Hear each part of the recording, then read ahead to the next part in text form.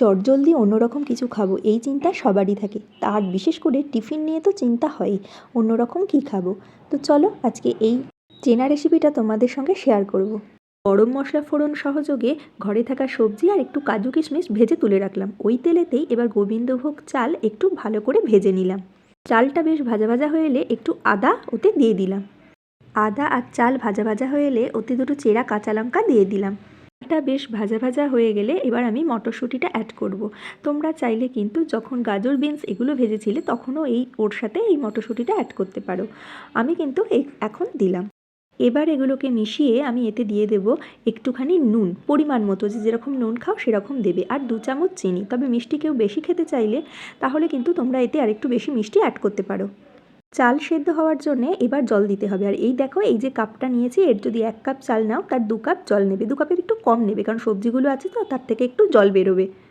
চালটাকে সেদ্ধ করতে দেবে 5 মিনিট মতো চাপা দিয়ে। তো চলো মিডিয়াম ফ্লেমে 5 মিনিট পর্যন্ত এটা সিদ্ধ করে নিয়েছি।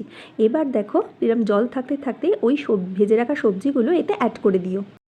পছন্দ মতো ভেজিটেবলসের সঙ্গে চাল একসাথে নেড়ে চেড়ে আরও 2 মিনিট সিদ্ধ করে নিলেই আমাদের রেডি হয়ে যাবে এই রেসিপিটা।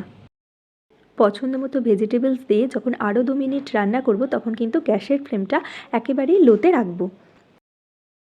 এই হোয়াইট পোলাও বা সাদা পোলাওটা কিন্তু তোমরা যদি একবার ট্রাই করো মন্দ লাগবে না। আর ঝামেলাহীন এই রান্নাটা তোমরা কিন্তু যে কোনো টিফিনেও ইউজ করতে পারো।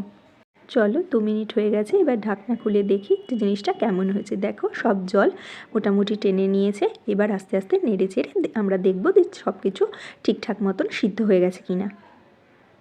প্রথমে এটা মনে হবে যেন একটু জড়িয়ে জড়িয়ে গেছে, কিন্তু স্ট্যান্ডিং টাইম দেওয়ার পরেই কিন্তু এটা ঝরঝরে হয়ে যাবে, একটা একটা চাল হয়ে যাবে। এটা ঠান্ডা হোক, 1-2 ঘন্টা বাদে খেলে তোমরা কিন্তু পুরো বুঝতে পারবে যে এটা খুব ঝরঝরে হয়েছে। তো চলো দেখো এখন ঢাকনা খুলে দেখি, আমাদের হোয়াইট মিক্স পোলাও রেডি। চলো এবার আমরা টিফিনে প্যাক করে দিই। এটা যে কোনো কিছু তোমরা তরকারির সাথে খেতে পারো এবং আলুর দমের সাথে খেতে পারো। আর মাটন চিকেন হলে তো সেটাও। আমি এটা আমার পছন্দ মতো সবজি অ্যাড করেছি। তোমরা যে কোনো সবজি, তোমাদের কাছে যে কোনো সবজি থাকবে সেটাই তোমরা অ্যাড করতে পারো। এবং এইটা রাইস দিয়ে করলে খেতে কিন্তু ফাটাফাটি লাগে। এবং এর সঙ্গে তোমরা আলুর দম বা অন্য যে কোনো কিছু প্যাক করতে পারো, এবং এটা শুধু শুধুও খাওয়া যায়। তো চলো একবার ট্রাই করে দেখো, কেমন লাগলো অবশ্যই আমাকে জানিও। যারা এটা ট্রাই করেছো তো করেছো, যারা করোনি এটা কিন্তু একবার করে দেখতে পারো। ঝামেলাহীন একটা কিন্তু দারুণ টিফিন আইডিয়া হতে পারে। তো চলো আজকে এই পর্যন্তই, আবার আসবো অন্য কোনো দিন অন্য কোনো কিছু একটা ভিডিও নিয়ে। আজকে এই পর্যন্তই।